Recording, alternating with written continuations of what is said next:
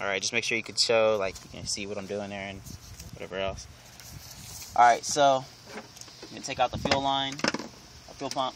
I'm gonna wait. Tell me when you want me to start. It's already recording. Oh, okay. If you see the, yeah, it's already recording. My bad. So then, fuel pump, it just comes out. Okay, you don't have to do anything special to get it out. Hope you guys can see what I'm doing here. I'm like moving the fuel lines kind of out the way. Working it out, working it out. Tuck these fuel lines. So tuck these in a little bit better, so they're not all the way in my way.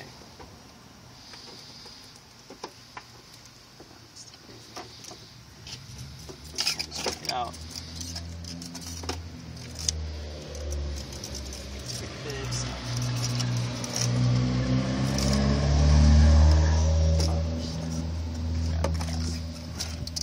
Gas spills out like all over the place. This thing.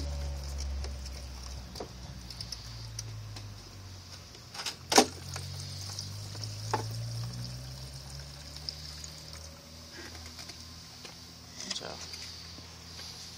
all right. And now half the mission is already complete. All right, so fuel pumps out.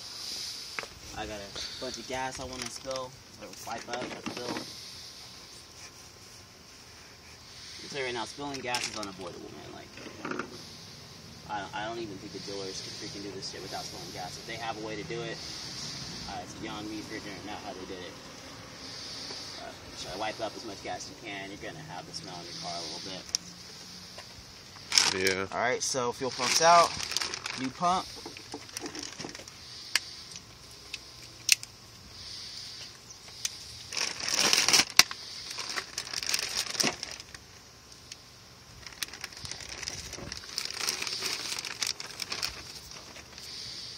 Say size pump. So the pump is spring loaded.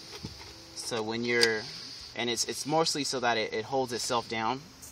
So when you have this fuel pump in the car, it's putting pressure on the bottom, so that way it keeps the suction thing pointing towards the very bottom of the tank, the gas tank. On top of the fuel pump is a little triangle right here. Can you see it? Yeah. Okay, this little triangle, this tells you the position that you need to keep that fuel pump. And if you look right here, there's a little reservoir or a little like groove. You want that triangle to point directly to that little groove. Okay, that groove right there tells you, like, it tells you that the fuel pump's facing the right position, and that this part is towards the very bottom. Is leading towards the most bottom part of your tank. Yes. On top of that, it sets this in the right position too. This right here, I'm going to take this off. This is the little like lever thing that hooks in, that tells the oh, sorry. You can see what I'm doing. It hooks in right here. It tells the sensor to tell your car how much gas is in your car. So if you don't have this thing hooked in right, see? So right now it'll be showing the car is on E. As you fill the gas tank, this thing floats up, gets you from E to full. Okay? Now if you don't have this triangle pointing directly on this little groove right here, your car will never register full. Okay?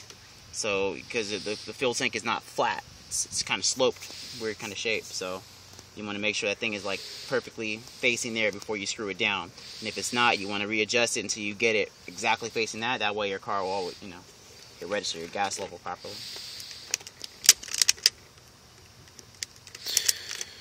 Heck yeah.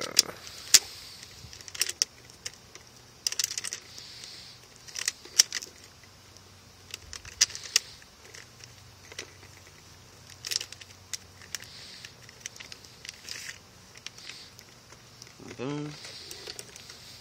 Alright, so you want to be kind of delicate putting this thing back in. You don't want to screw up anything. You don't want to undo where that lever is. You don't want to touch the sensor. The reason why I'm changing mine last time is because it wasn't registering like quarter tank and below. So, definitely defect in it. I put it in fuel sucker part first. You want to make sure that you get that little lever part in there delicately. Once they're both in there, just kind of working the pump.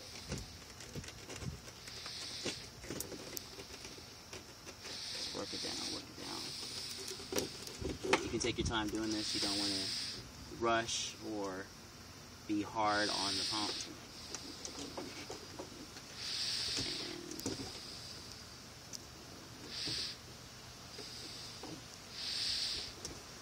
Once you got it in place, press it down. There's a rubber seal that you kind of want to work in to make sure that's getting sealed. Bam, you got it there. And all you want to do is tighten the part down. So I'm going to go ahead and use the original screw down part because the last one I tried didn't screw down, and this one looks just like the last one with more threads.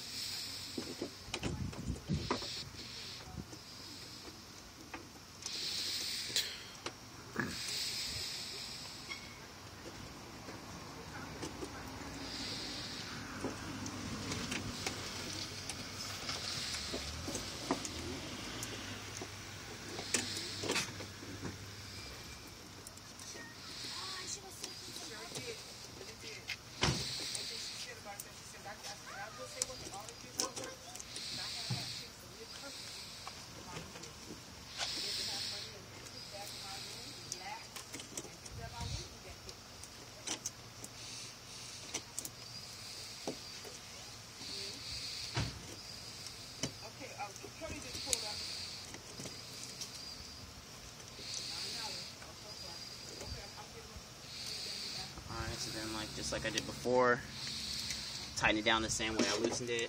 Use my little pliers and just turn until I get it all the way where I want it to be. You don't want to have any play like in the top of the pump. So right now I can kind of play it in a little bit. That means it's not down there all the way. You want it down there tight, obviously, because you want it to be airtight seal in there. You don't want to risk screwing up and having gas spew into your car while you're driving.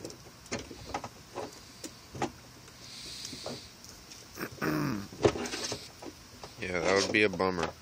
Yeah, I mean, it'd be almost impossible to fix while you're driving too. You have to stop, remove your whole seat, everything just to get to the pump. I mean, you're gonna lose gas, and fire hazard, and it's dangerous and everything else. Yeah. I will say it will be easier if I had the Mercedes-Benz tool that screws this all down, but my little twisting method with my pliers works just fine for getting in there. No play. I'm going to make sure I have it in as tight as I possibly can, though.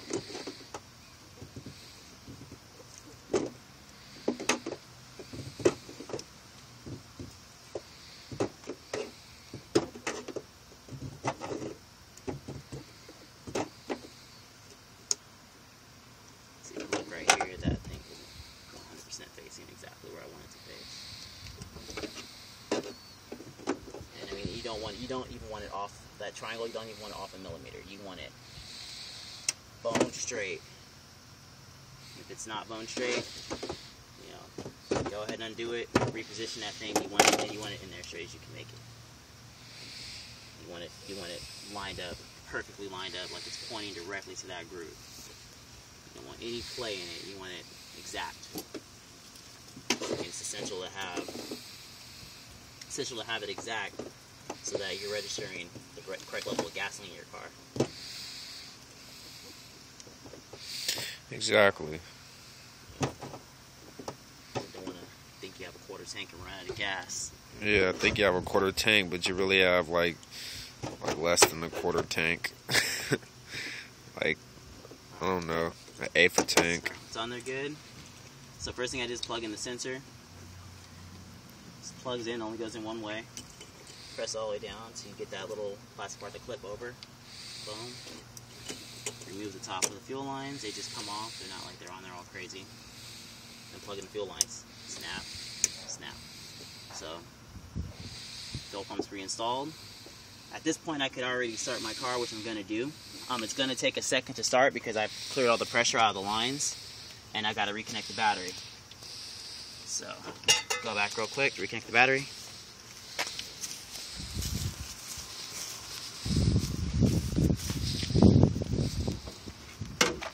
They always say disconnect the negative cable from the battery, but if you look on the Mercedes, the negative cable's in such an awkward position, I hate doing it, so I always disconnect the positive. Not sure if it makes a difference whether it's negative or positive, I should disconnect, but my car didn't explode. So. This is a Mercedes? This is a Mercedes. Damn, riding in style, Shane. It's an old Mercedes. Still in style. 2006 Honda Civic costs more than this car. Still Mercedes Benz. Alright, so batteries are connected. Go to start the car. It shouldn't start initially. If you try, and I'm going to have to try more than once.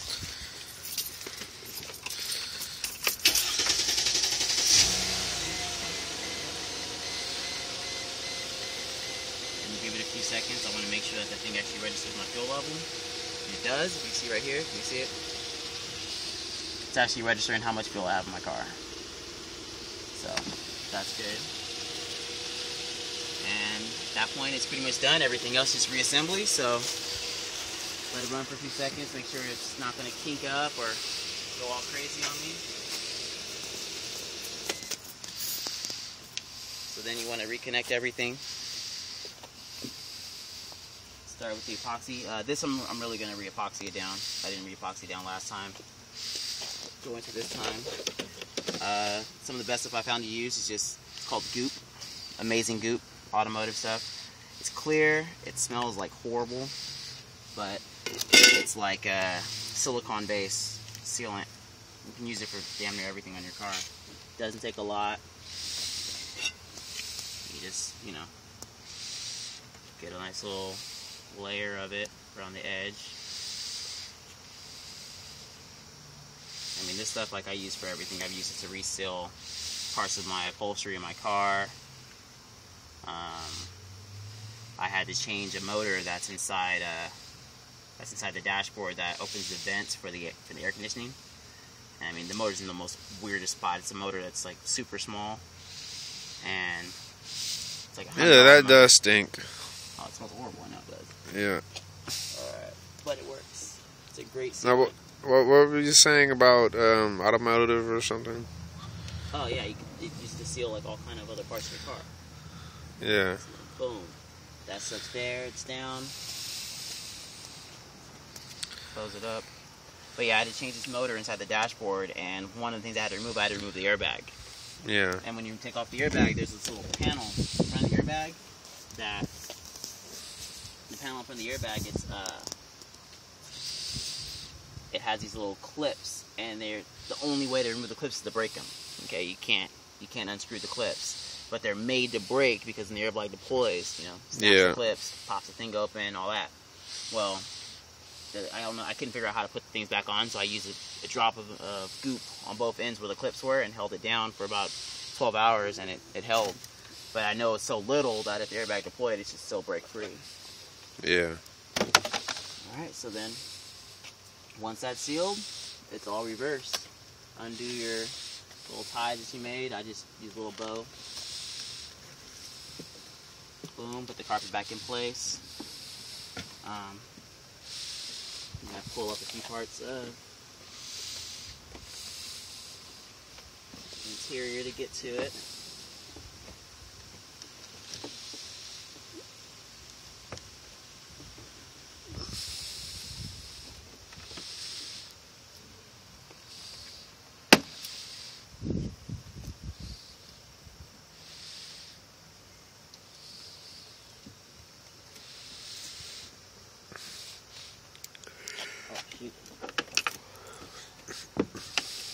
Screwdriver in there.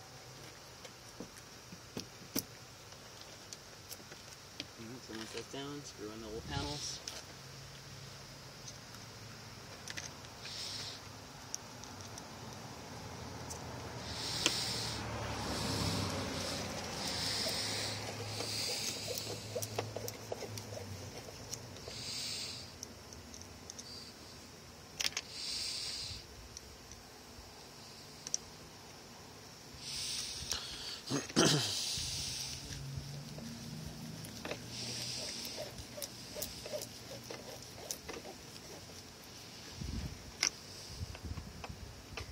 So it's a really good thing if you're doing this on your car. It's a great opportunity to like get a broom and clean out your car. Yeah. Because I got chips and crap under there, and it's all really hard to reach places if you've got a seat back there. The panel just goes on one way. Boom, it snaps down. panel's back. I'm gonna go get a broom real quick, sweep the chips and crap out of the back, and then I just have to reinstall the seat. That's it. Job's done. Want me to stop? Yeah, you can stop.